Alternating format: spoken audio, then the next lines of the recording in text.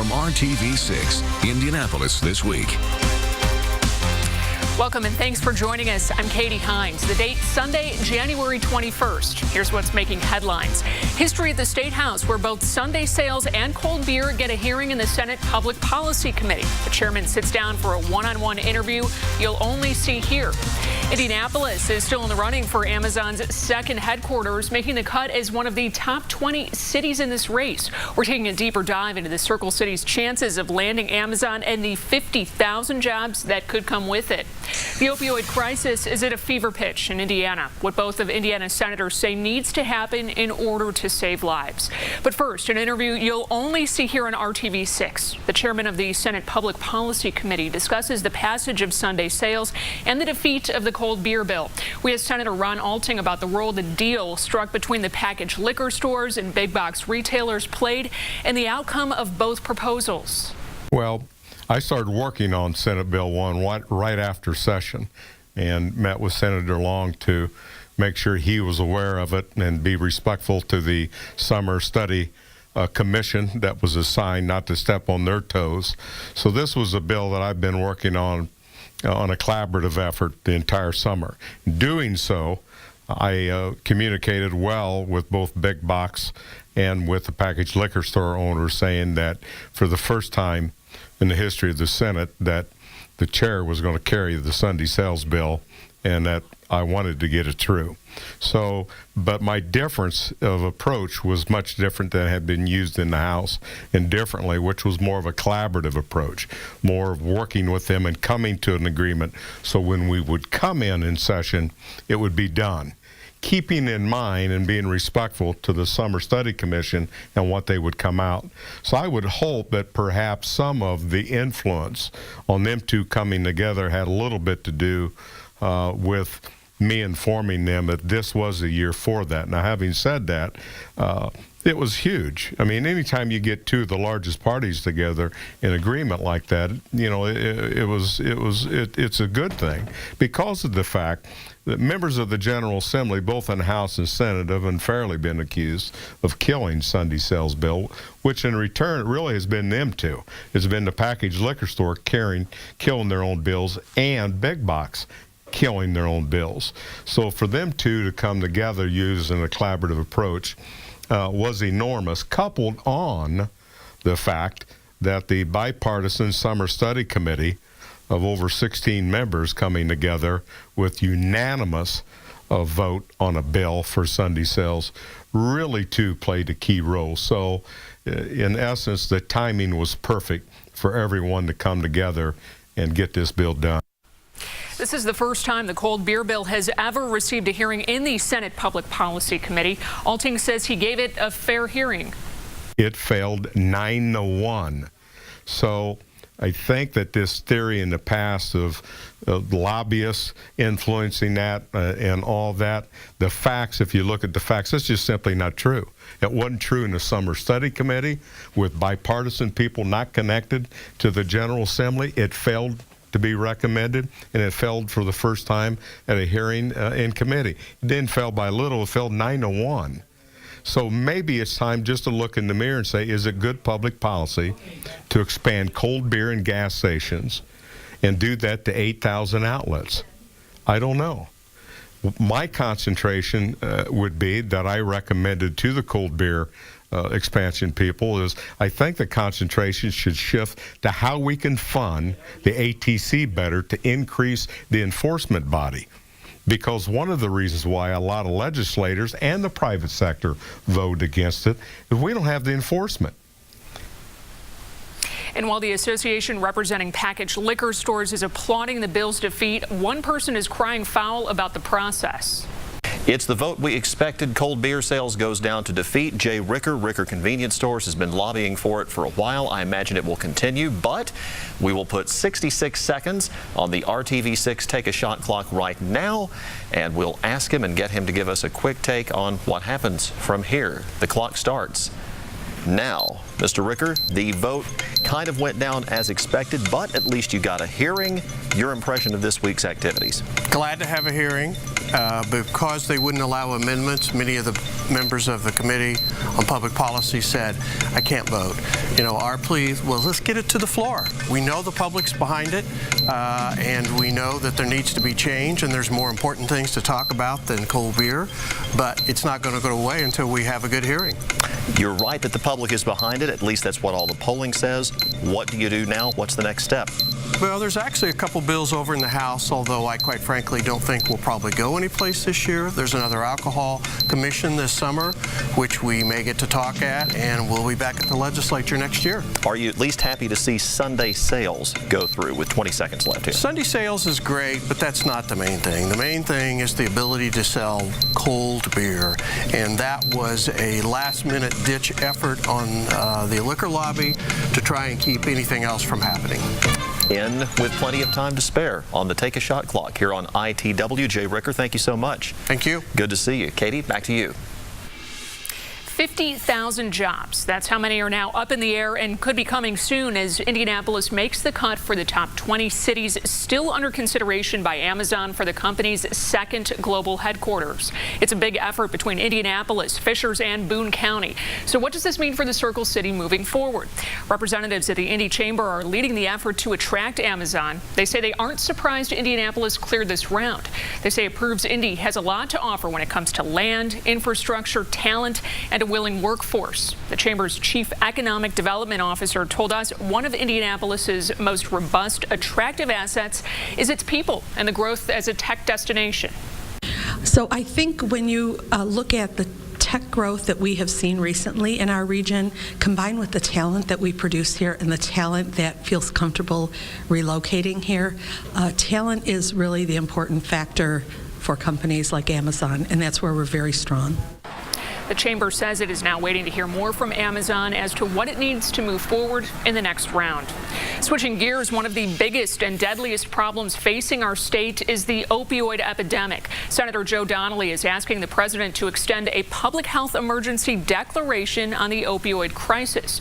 In Marion County alone, the deputy coroner pegged the number of opioid deaths at 245 in 2016. Compare that to more than 300 confirmed last year, with 200 more cases awaiting toxicology reports. Donnelly says extending that declaration for the opioid problem is critical. Because the opioid situation is so difficult right now, when the president signed that, it brought more attention to the terrible crisis that we're struggling with opioids. It also increased the focus on being able to have federal assistance. I've worked nonstop in trying to create federal assistance in helping with the opioid problem that we have. I was able to help bring over $11 million to our state for treatment and for assistance. We've worked together on a federal level to try and make sure we have programs put in place to provide more mental health professionals in our state.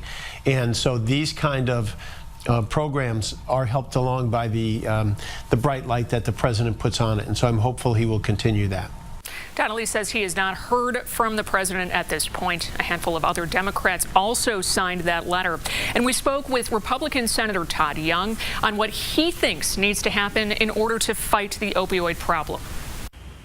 Well, this crisis, this emergency is not going away anytime soon. In fact, we've been warned by so many health experts that things are probably going to get a little bit worse before they get better, which is not something we want to hear. But I think Senator Donnelly is on the right track with respect to indicating that this is a crisis and we need to treat it as one. So I'm prepared to work across party aisles and across different levels of government and with stakeholders in the business and not-for-profit community to make sure that we not only diagnose all the many facets of this issue, and we're still in the process of doing that, but then properly resource appropriate responses to them. And we'll continue to follow this deadly problem in lawmakers' attempts to curb it all year. The former head of Indiana's Department of Child Services is taking a new job at the State House with the Indiana Attorney General's office. Mary Beth Bonaventura stepped down as DCS director last month, leaving behind a scathing resignation letter criticizing the governor's administration for allegedly putting kids in danger. Indianapolis This Week's Kara Kenny joins us now to break down the news of Bonaventura's new job. People in the child welfare community were shocked to see Mary Beth Bonaventura take a job with the Attorney General just weeks after blasting Governor Holcomb in this letter. She says lives will be lost if the current administration does not improve the child welfare system. Bonaventura will serve as special counsel for Curtis Hill's office. She will make $125,000 a year working on a variety of issues, including opioid abuse, crime, and addiction. The AG's office says she will draw upon her expertise in protecting children. Before heading to DCS in 2013, she also served more than 30 years as a judge in Lake County. Her first day with the Attorney General's office is Monday, January 22nd. Bonaventura released this statement to us: "I am honored and excited to have the opportunity to work with AG Hill on continuing the fight against the opioid crisis and tackling the many challenges facing Hoosiers and their families." We reached out to Governor Holcomb's office, and they tell us they wish Bonaventura well in her new job. Holcomb has launched an outside investigation into DCS to see what needs to be improved. Kara Kenny, RTV6. Coming up next, our political insiders are here to take a closer look at the decision to turn down cold beer while Sunday sales advances. Plus, the former DCS director going to work for the Attorney General, and Indy's chances to land Amazon. Stay with us.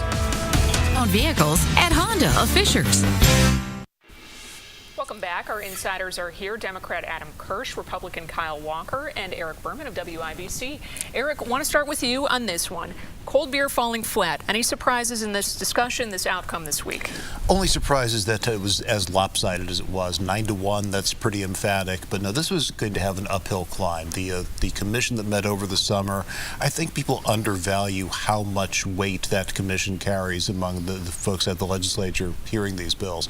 They endorsed Sunday sales. They did not endorse cold beer. I think there's also a desire to just do one thing, not do a couple of big things at once. So yeah, this is unsurprising. Yeah, I think that the legislature, the Speaker and President of the Senate have both said that, our current alcohol laws are archaic. There's clearly a motivation or a desire to move those into sort of the modern age.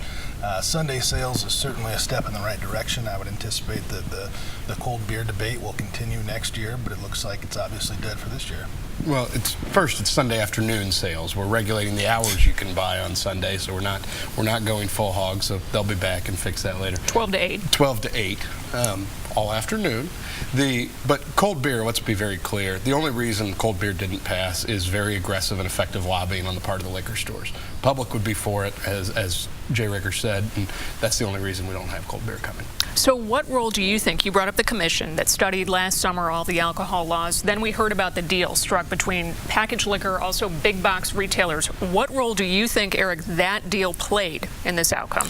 Oh, it certainly helps. I mean, I don't think it's so much the heavy lobbying, although there certainly was that. I mean, the convenience stores were lobbying heavily on the other side of it as well. But, legislators don't like to have a lot of folks saying, no, you shouldn't do this. This is going to hurt my business.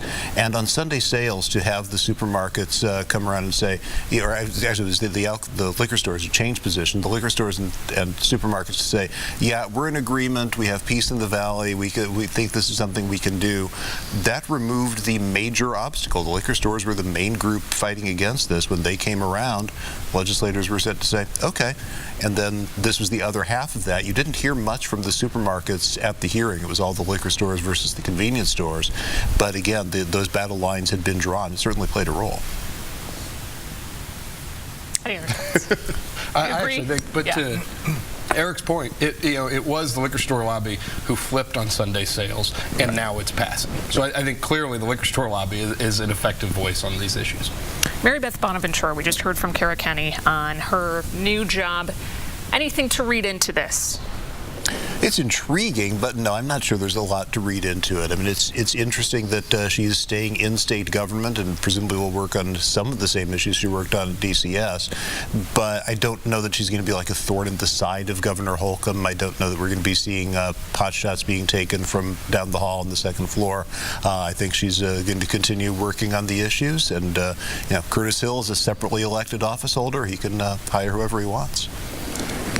the important thing is that the governor is fully committed to ensuring that the children that are in the DCS system are protected, and as such has appointed a tremendous new director, Terry Stigdon, who comes with 20 years of experience at Riley Hospitals, a really impressive administrator, and I think, and they've already started the process of doing a review of DCS generally. So I think that, beyond the intrigue of her taking this new job, the real story is that the commitment of the governor to make sure that DCS is fully operational and in support of the children. Well, but let's not forget the reason she's taking a new job is she left as DCS because she thinks this administration is endangering children. And it's very hard for that to now be refuted if she's special counsel to the Attorney General. So I think we have to take her at her word and say that this is a problem for Governor Holcomb that he's going to have to address sooner rather than later. I think the fact that Governor Holcomb had found such an impressive new director, again with the focus on reviewing the agency that was left by the previous director, I think that it'll prove out that DCS is a very effective agency. There's always room for improvement, and the governor is encouraging the new director to find those areas. Amazon, we heard a lot about the top 20, the cities, including Indianapolis, that made the cut here. Jeff Bezos, the CEO and founder, do you think any politics play into the decision of where the company will locate its second headquarters? That's an interesting question. I tend to think not. They laid out their explicit criteria back when they put out the RFP.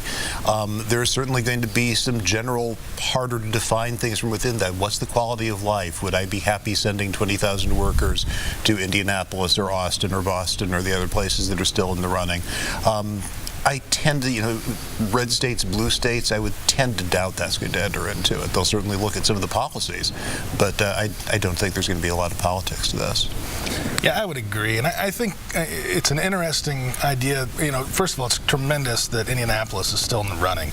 It's a win for the entire central Indiana area, regardless of if we go any farther into this process. But I do think that it's interesting. There's an idea floating out there that Indianapolis may be sort of in better position because it is not like Seattle, right? There is a very distinct difference, and so that they can appeal to workers that both want to live in the sort of Seattle area or in a more Midwestern friendly town like Indianapolis. Adam, last word. I think it's clear that Indianapolis is doing well by inclusion on this list. I think it was a surprise to some folks, but not those who've been fortunate enough to see Indiana's economic development over the last several years.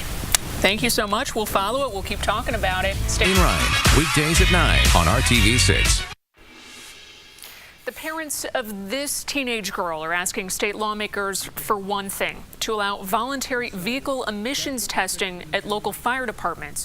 It's a test they believe would have saved their daughter's life. They're calling it Savannah's Law.